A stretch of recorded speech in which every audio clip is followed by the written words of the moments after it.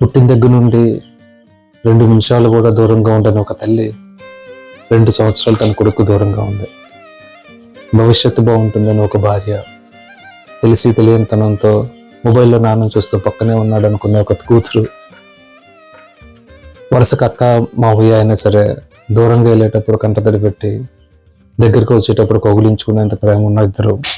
ఇక తమ్ముడు అంటారా, అన్నయ్య కొంచెం దూరంగా ఉన్నా సరే ఏ అవసరం వచ్చినా సరే అన్నీ ఫోన్ చేసేద్దాం అని అనుకునేవాడు. వీళ్ళందరూ కలిసి ఇప్పుడు చెప్పే మాట,